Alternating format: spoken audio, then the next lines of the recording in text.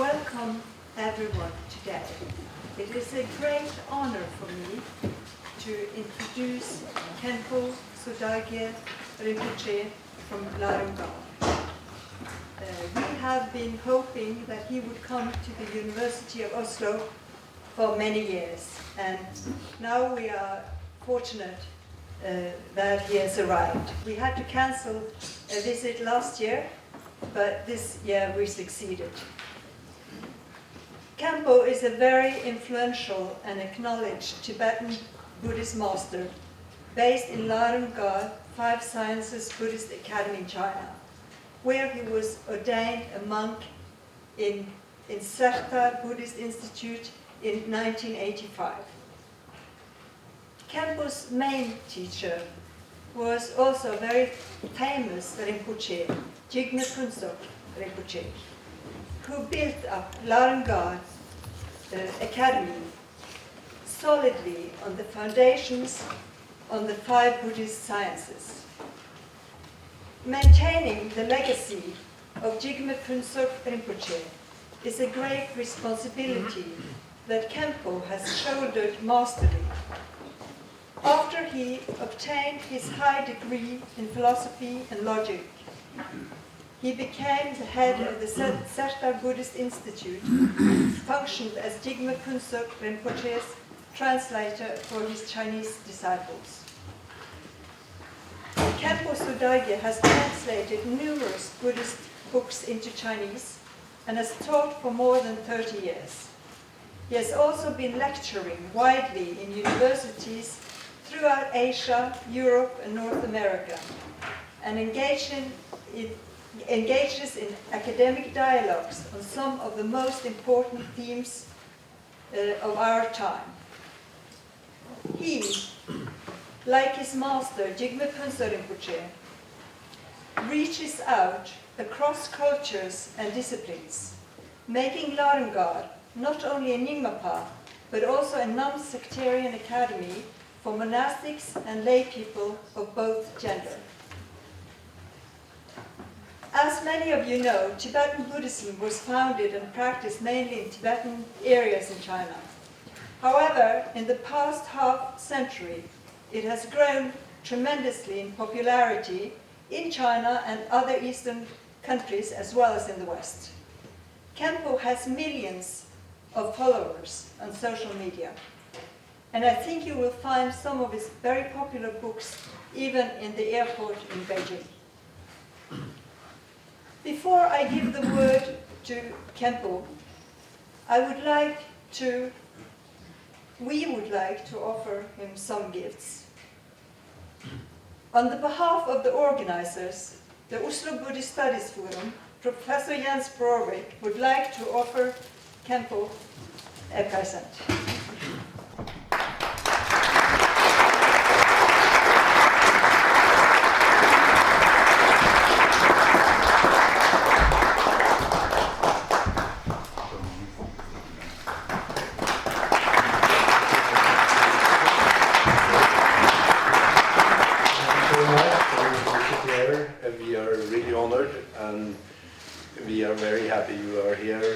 Visit our university to make our study of Buddhism more fruitful. We have another organizer, which is the study of religion, and I will show it to you. It is a book with beautiful pictures of Norway, because we do hope that Khenpo would come back to Norway, hopefully next year.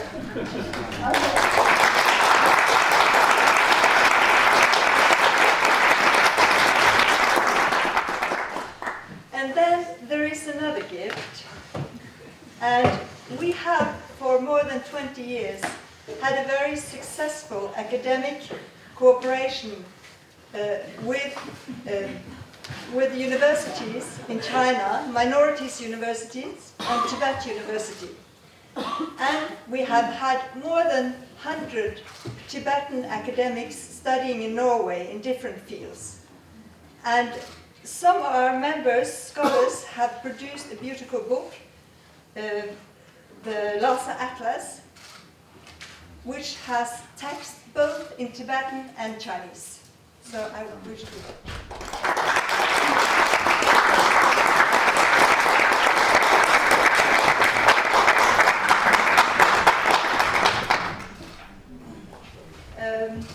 Finally, I have a small personal gift for Khenpo.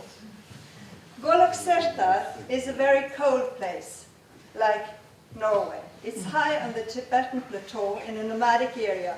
It is maybe minus 20 degrees, even colder in the wintertime. So Khenpo needs to keep warm. And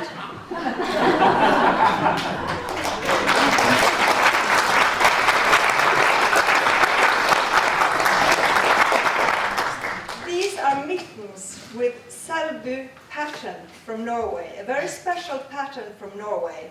You can see inside. And they have been knitted not by me, but by my mother.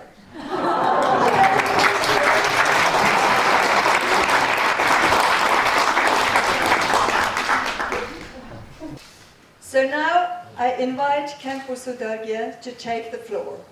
He will address the topic.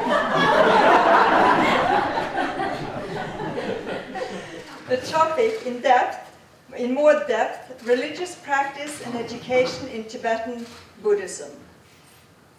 Please turn off your mobile phones and please stay in the room till Khenpo has finished his lecture. There will also, I believe, be room for some questions afterwards. So please, Khenpo.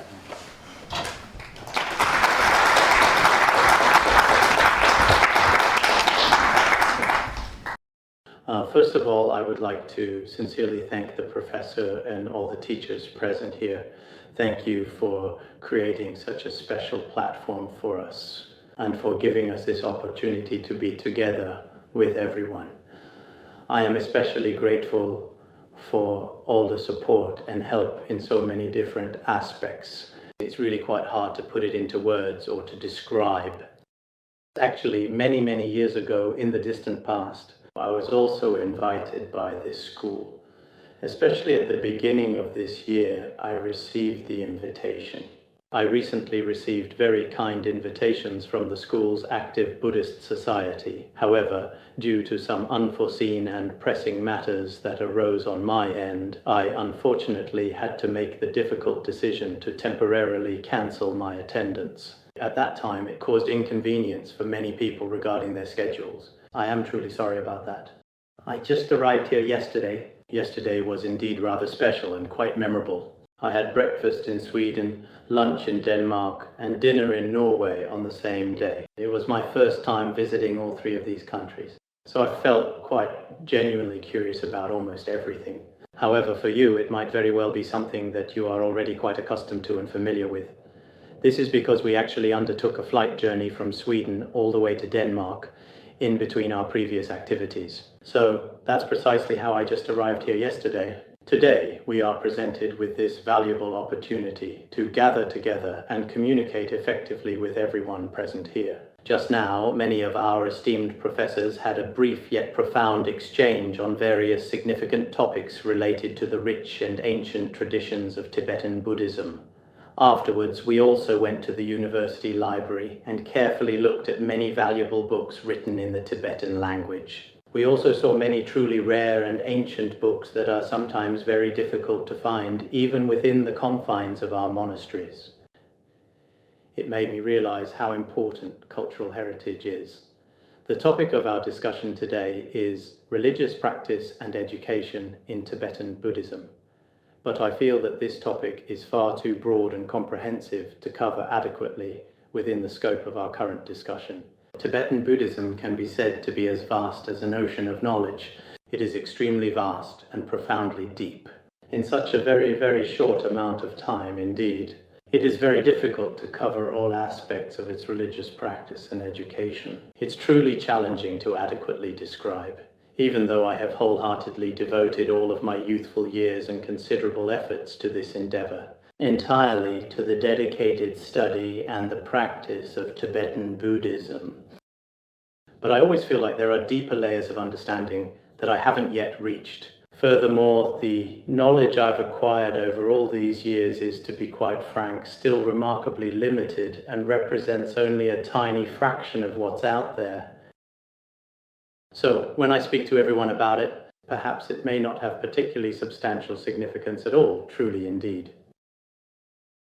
I've heard that in your Department of Religious Studies, much of the focus is on comparative religion. If it's for comparison, that's fine too. I can bring up one or two different topics, and then everyone can thoroughly discuss and compare them. Actually, in Tibetan Buddhism, the most important thing is to regard Buddhism as a form of education. Therefore, in all our monasteries today, there are Buddhist courses offered regularly. All monasteries must provide education that is primarily based on Buddhism in various aspects. This kind of education is not because it is a religion, nor because it is something that is proclaimed by an authority that we truly believe in it. Every doctrine must be carefully analyzed and thoroughly examined, and only after a comprehensive comparison can we truly arrive at its inherent truth and absolute certainty before fully accepting it. I know that all the various religions in the world have extremely profound and significant meanings. They also bring endless and immeasurable benefits to all of humanity, because throughout the long and extensive course of human history, we have gone through many difficult trials and numerous tribulations, yet they have been preserved up to this day. This is also quite truly incredible. As for Buddhism, we do not regard the Buddha as a divine god, nor as some kind of ultimate authority that does not truly exist in reality. He is someone who profoundly passed on profound wisdom to people, offering guidance and enlightenment. Generation and generation have carefully observed and thoroughly evaluated the profound wisdom of the Buddha, and then diligently studied it within the entire scope of human society, thus meticulously forming such a comprehensive model, especially within the rich traditions of Buddhism. If we study it very seriously and carefully today in the fields of mind science and cognitive science research, we should be able to find some breakthrough answers. Yesterday, at Lund University, a psychology professor who has been researching for over 20 years told me that through his extensive and thorough research in the field of scientific cognition, he has successfully found some very corresponding and relevant answers in traditional Buddhism. Of course, many of you distinguished participants here today are recognized experts and scholars who have studied and researched for many years, whether specifically in the specialized field of psychology or in various branches of science and technology. You must have long-term, dedicated, and highly focused research results that are truly impactful and demonstrate significant progress. Therefore, it is absolutely essential for humanity to continue to keep developing and progressing. It is also essential for us to keep learning and researching. The main system of study in Tibetan Buddhism is called hearing, contemplation, and practice. First, you listen to the teachings from a teacher, then you contemplate them, and then continue to practice. All educational systems are inseparable from this approach. So, when it comes to listening to teachings, you must seek out a highly qualified teacher who possesses the characteristics of the Dharma. Moreover, the teachings you hear, whether they are from the Shravakayana, Mahayana, or Vajrayana, each and every teacher possesses their own unique and distinct standards, or rather a comprehensive and specific set of qualifications and requirements that they absolutely must meet. Furthermore, when it comes to listening to Buddhist teachings, if you do not study and listen properly, then you will not become a true Buddhist. Because, as everyone knows, in any field of study in the world, if you do not truly and completely rely on the knowledge of a teacher, no matter how smart you are or how many books you read, you still won't be able to truly grasp the best techniques. Nowadays, whether people are from the East or the West, many are curious about Tibetan Buddhism. Some of this curiosity may be rather blind, while others genuinely seek wisdom and truth. Why is this precisely the case? In my opinion, some people are pursuing it out of a certain confusion, and these more emotional individuals simply do not care about reasons. They just pursue it with all their might. But for most, perhaps they have truly understood some of its truly profound and significant meaning. Many of you may have already been to the beautiful region of Tibet. Currently, the most perfectly and completely preserved and intact, the profound and intricate methods of relying on teachers can be found in a very complete and meticulously structured system within Tibetan Buddhism. Sometimes I genuinely feel that the higher education system prevalent in the Western world today, encompassing undergraduate, graduate, and doctoral studies, could benefit immensely from examining these ancient, well-established pedagogical approaches. It is very similar to some of the special methods of relying on teachers in Tibetan Buddhism. Why do I say this? Because, in fact, in Tibet, what is commonly called a lineage is a very important concept. Whether a teacher is qualified to transmit teachings to others actually depends on whether they meet certain requirements. If they do not meet these requirements, no matter how well they teach, they are not allowed to transmit the Dharma to others. Here, I'd like to share with you all the current methods of transmitting lineages that have been preserved. See if you think they are remarkably similar to the sophisticated and advanced learning processes we currently employ and understand today. What we precisely call a spiritual lineage is actually a direct and unbroken transmission originating from the Buddha himself and meticulously passed down through all the revered teachers of successive generations, and has been continuously passed down through generations to the present day.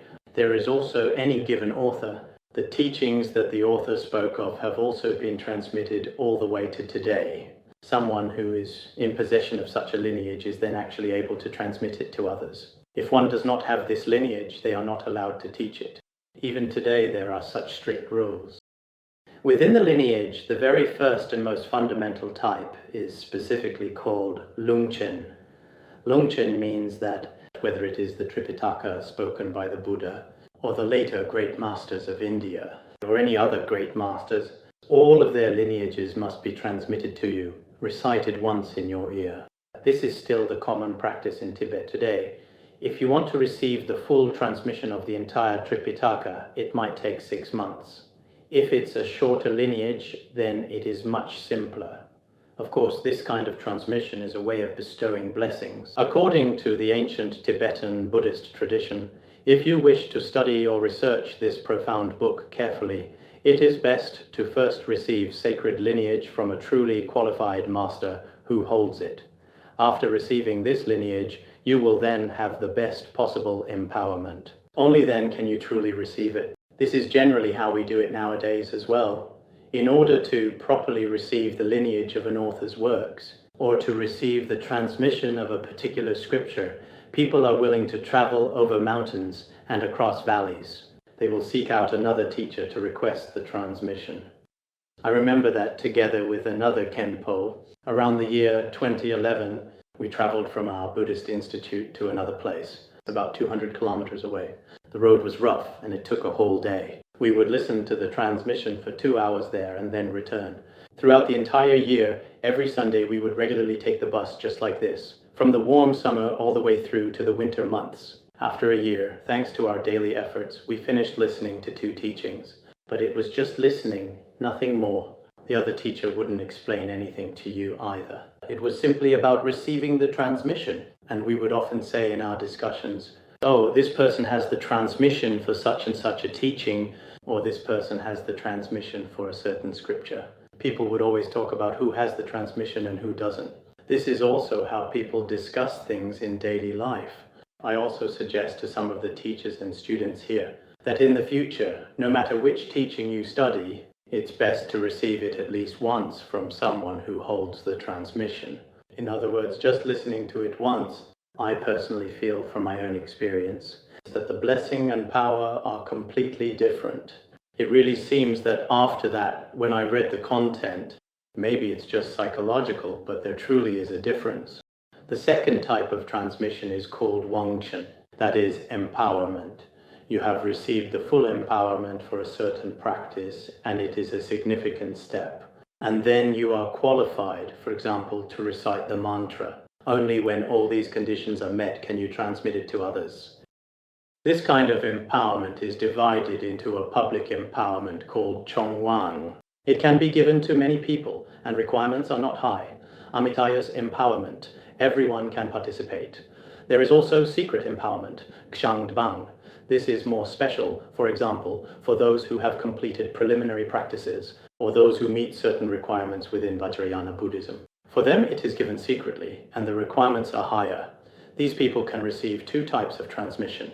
The third is called Chachen, explanatory transmission. Chachen means, for example, with this treatise, if the teacher explains it to you one section at a time, for instance, if you have received the explanatory transmission of the Bodhicariyavatara, you are qualified to give the explanatory transmission to others later. So if we only receive the oral transmission, it is actually not entirely appropriate to give the explanatory transmission. It's best if you have received the explanatory transmission first, then it's all fine. But nowadays, in many different schools, someone never received the oral transmission, nor the explanatory transmission, but he just casually read some books himself and then teach others. Actually, there may be many different perspectives on this. For example, in every Tibetan Buddhist monastery, when teaching any Dharma, one always receives the explanatory transmission first. After receiving explanatory transmission, you can teach others. Actually, I think it's the same when it comes to studying as well. Whether you are studying sutras or treatises, if you receive an explanatory transmission, perhaps much of the content discussed within them becomes very easy to grasp. The fourth is called mention, which refers to the esoteric personal instruction.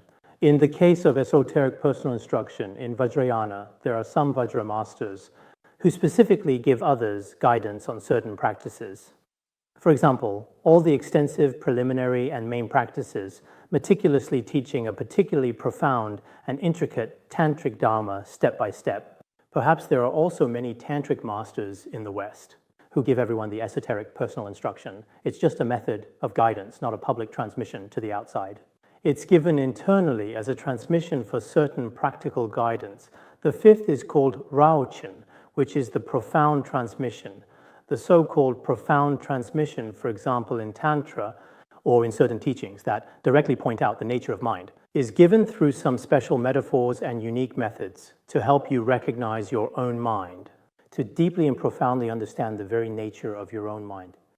Some teachers might tell you about certain tantric or very profound teachings, but they may not necessarily be the deepest or the most ultimate ones. Such instructions that reveal the true nature of the mind, not necessarily.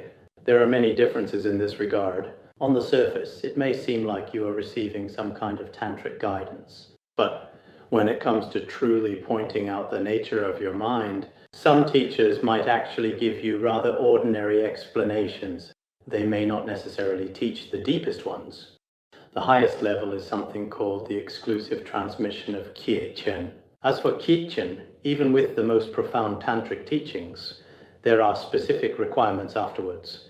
At most, there are 7 people, or 3 people, or even just one single person. So in the end, when the masters transmit these teachings to you, they use various methods to select people. After the selection, the number of people is very small. It's basically an exclusive transmission, sometimes just 2 people. That's how we do it now as well. In one of my monasteries, there was an empowerment related to the 17 great tantras with more than 30 people present. But according to the requirements, only 3 people could receive the empowerment each time. So when I went to participate at that time, there were only 3 people each time, never more. That's how it was actually received in a single session. I once had a very respected Tibetan master who was named Khenpo Depa. From him, I received a secret teaching from Khenpo Chong. That also typically required at most 2 people working on it. So I received it together with one other person. It took us about half a month to complete. Originally there was another person, but this won't work, so it had to be transmitted individually. Maybe you wonder why it has to be transmitted individually. You might think everyone could receive it together. Why keep it secret? But in reality, that's not the case. It's like some of the graduate and doctoral students in the world. Some doctoral advisors may not have that many doctoral students nowadays. Especially some very authoritative and senior teachers, maybe they have very few students. There are mutual observations and requirements. There are also many requirements and methods in the process of listening to the teachings. Next, I'll talk about the contemplation aspect in listening and contemplating. Tibetan Buddhism places great emphasis on what is called the wisdom born of contemplation.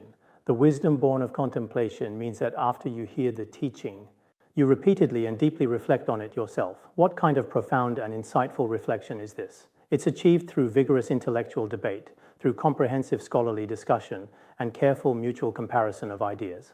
This method genuinely helps you develop a much deeper and more personal wisdom of your own, this wisdom born of contemplation.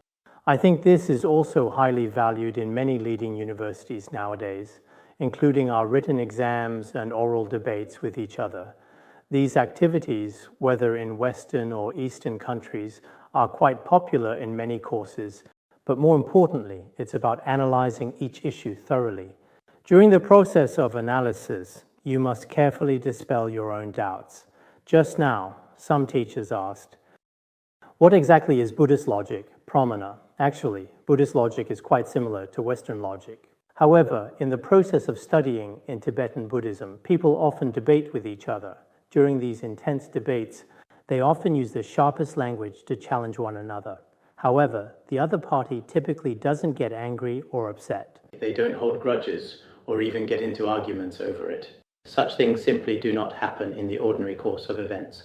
When we were young, we also frequently loved to engage in lively and spirited debates. We also had many spirited and intellectual debates within the esteemed academy and the sacred monastery. We debated every day. In fact, after engaging in such debates, it really brought tremendous and lasting benefits to ourselves. Over 20 years ago, I was especially fond of debating too, and found it engaging.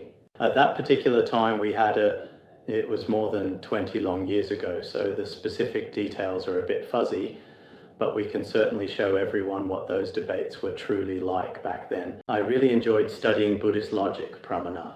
Just now, I also mentioned this to the teacher. Actually, in Buddhist logic, we use direct perception and inference to understand the true nature of all phenomena. This is extremely important in our lives. Because at that particular time, the conditions at the Buddhist Institute were quite poor and rather challenging. This is an old historical clip from more than 20 years ago. It's rather blurry and not very clear. Back then, I was also quite young.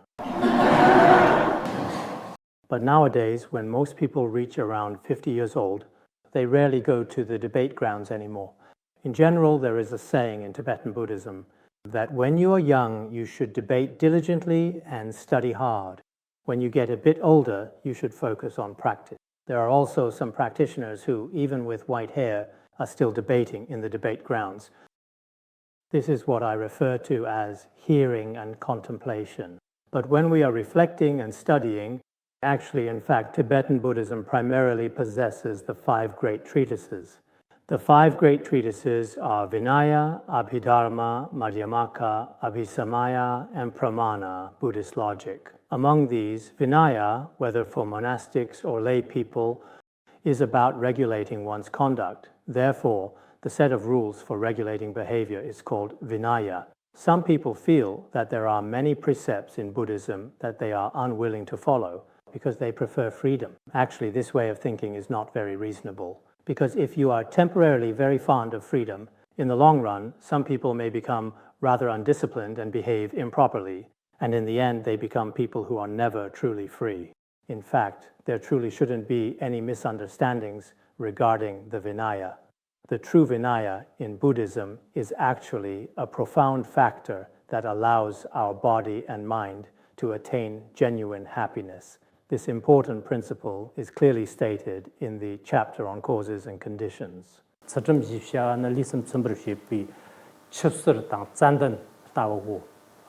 The meaning is that what we call Vinaya is something that brings satisfaction to our body and mind. It's like cool water or fragrant sandalwood. This is the kind of analogy that is used. Also, what does the Buddhist Sutra of the Right Mindfulness of Dharma say?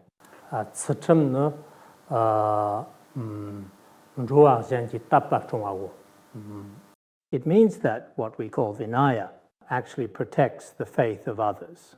In other words, it prevents others from becoming troubled. Such a good and virtuous action is called Vinaya. Therefore, in Buddhism, we place Vinaya first and foremost as the fundamental foundation of all virtues and all wholesome actions. Then we talk about the Abhidharma. Actually, the Abhidharma Kosha is also very important. It covers all phenomena in the universe, including all the components that make up our world, as well as all the structures of our internal body, and all the intricate realms of the vast human mind. All of these complex concepts are explained very clearly and comprehensively. It also thoroughly discusses the profound origins of life and the phenomena that occur at the end of life. All of these are taught in the Abhidharma Kosha. Then we move on to the Madhyamaka, middle way philosophy. In fact, Madhyamaka examines whether the true nature of all the phenomena we see now is emptiness or not. If it is emptiness, is it a simple emptiness, or is it the emptiness that transcends the 4 extremes and 8 elaborations? Regarding Madhyamaka, texts like Nagarjuna Bodhisattva's commentary on the root stanzas of the Middle Way and Chandrakirti's commentary on entering the Middle Way are extremely important. Today, I also saw these in your library, the essence of Madhyamaka, composed by a master referred to as Bashe. I'm not sure whether you have studied it or not. Actually, you have quite a lot of books on Madhyamaka and Prajnaparamita here. But just having many books is not enough. We must truly integrate the Madhyamaka philosophy from these books into our own minds. After studying Madhyamaka, we realize that the phenomena we see now are actually not real. Whether it is what we see with our eyes or hear with our ears or what we touch with our hands are nothing more than mistaken signals. If you truly observe them, you'll find that we have not actually recognized their true nature. Next, the 4th point is about abhisamaya. Within abhisamaya, whether it's the emptiness we just discussed or all these phenomena through consistent practice and observation, eventually realization is attained within one's own continuum. When you attain realization, there are different levels to it. It should proceed step by step in a gradual manner, all the way up to the highest level. All of these processes and experiences are explained very clearly in the Ornament of Clear Realization. Next, the 5th point, as discussed in Buddhist logic, all the principles mentioned above are not valid just because I think they are so. In fact, that's not the case. They must be established through genuine, rigorous, and well-supported logical reasoning.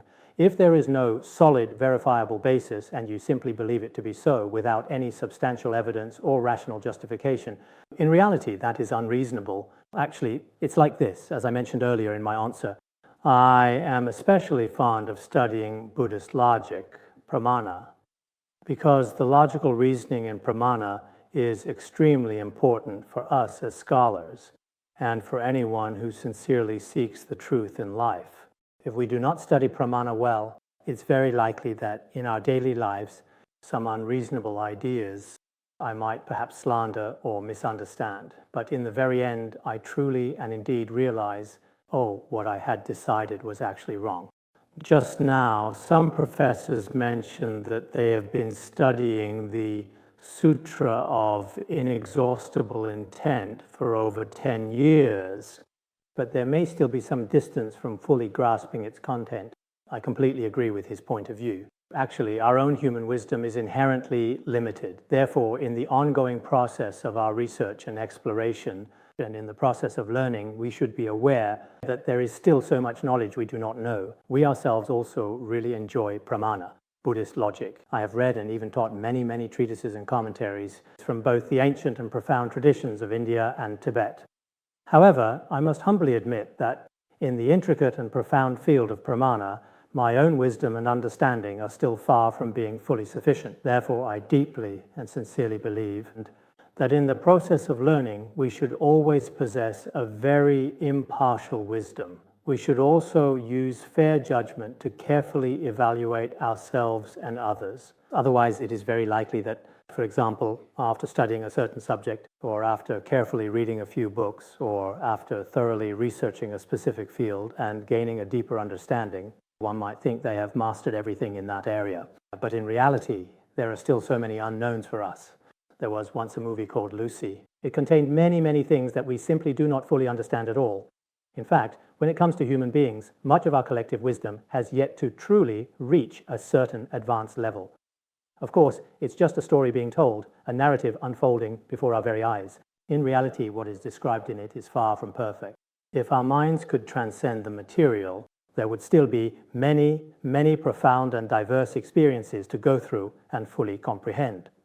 Therefore, in our continuous and dedicated pursuit of wisdom, the journey may indeed be quite arduous and exceptionally lengthy, but we must always seek wisdom with a very passionate and unwavering attitude.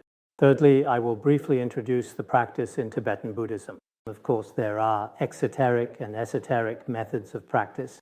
There are many different ways to practice.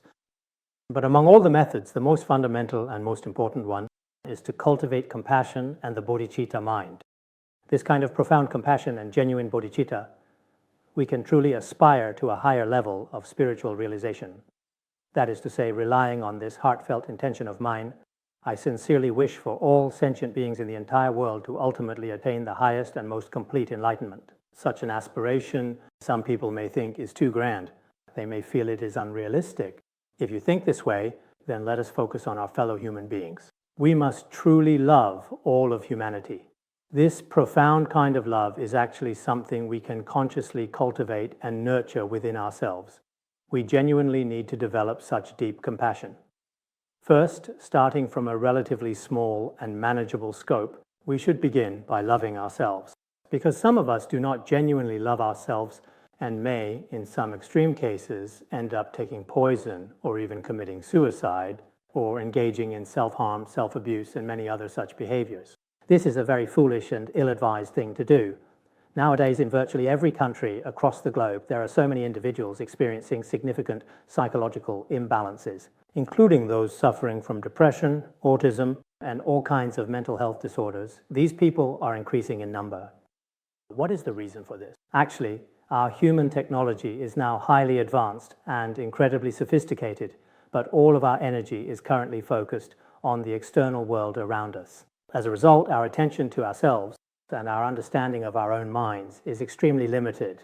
This should be the main reason for these issues. If we regularly and diligently practice meditation, cultivate profound compassion, and engage in various effective methods of mental training and development, our minds should become very pure and clear. Therefore, we should have a very profound sense of inner clarity. Not every one of us can necessarily accomplish truly great and monumental things, but if we do things with a great and boundless love, then we will always bring happiness to those around us. To fully achieve this important goal, we should always start with ourselves. For example, I make a solemn vow today not to lose my temper with my family or anyone else for an entire month. This is a vow I make in my heart. This is also what I did when I set out this time. I thought, during this trip, I won't lose my temper with anyone. Now, I've basically managed to do it. It's been over a month. It's true. Sometimes when I see things I can't stand, I just sit with my eyes closed for a while. And after a bit, the feeling passes. Actually, much of our mental training depends on ourselves. We may say we love others, but just saying it isn't enough. We should truly love those connected to us from the bottom of our hearts, including family, relatives, and friends. Even those individuals who treat me badly, I also make a solemn vow deep within my heart not to harm them. This profound commitment is considered one of the most important spiritual practices within the rich traditions of Tibetan Buddhism. The Buddhist scriptures say this.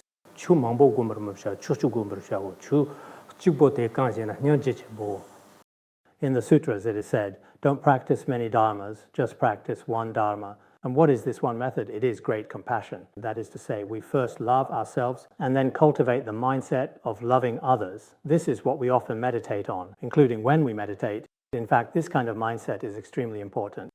In the past, there was a very famous and remarkable person in Tibet, someone as noble as a bodhisattva, a truly great figure in history, named Patrul Rinpoche. What did he say?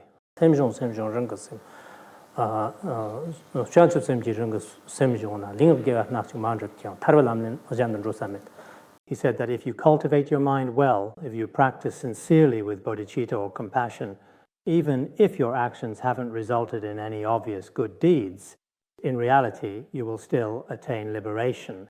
I truly hope that everyone listening to this class today will leave me with an impression, and I will also leave you with an impression. What kind of impression should we leave? We should all try our best not to lose our temper and to cultivate compassion. In fact, if we adjust our mindset in this way, no matter what kind of environment we're in, we should be able to live very happily. But if we are always dissatisfied with this, complaining about this, resenting that, if we are stuck in this kind of mindset, then no matter where you go, you will be very unhappy. Let me talk a bit more, since some people here are studying Terma. I'll briefly explain what Terma is. Actually, Terma is considered one of the most mysterious aspects of Tibetan Buddhism. Up to now, currently all of the Terma texts number more than 2,500 volumes. Each of these teachings also has its own particularly miraculous stories. In the past, at some other Western schools, I have also given a series of lectures on the theories related to Terma. Here, I'll symbolically give two examples of Terma masters. One of these Terma masters is not particularly well recognized in Tibet, but he did indeed personally reveal genuine intentional Terma. I also met him personally back in 1993. The renowned Chogyam Trungpa Rinpoche once revealed a Terma from a cave in Bhutan. I also saw this Terma when I was in the United States. Now, there are over 200 centers practicing it. Actually, what he revealed at that time was Dorje Trollo, a Terma related to Guru Rinpoche's wrathful practice. That Terma is considered a mind Terma. Of course, the differences between mind Terma and other types of Terma are rather technical, so I won't go into them here. The point is to spark your interest. Let's take a quick look at a short video clip from a documentary about Chogyam Trungpa Rinpoche. I want everyone to get a sense of it. It will take about 1 minute. It seems a little bit too short. What I saw in reality was a bit longer. This gentleman, when he was following Chogyam Trungpa Rinpoche at the time, at that particular time, Rinpoche made a profound declaration stating with great certainty and spiritual insight that right here, in this very specific place, Khenpo Jigme Phuntsok would also reveal a Terma here.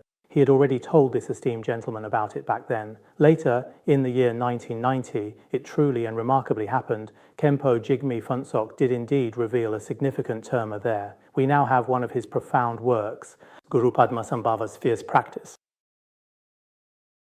The second master I will briefly talk about today is Khenpo Jigme Phuntsok Rinpoche.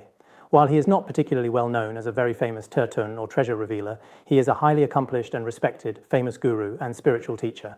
But in Tibet, he is not necessarily considered a widely renowned treasure master. However, it is undeniably true that there are indeed many remarkable hidden treasures discovered throughout his extraordinary life.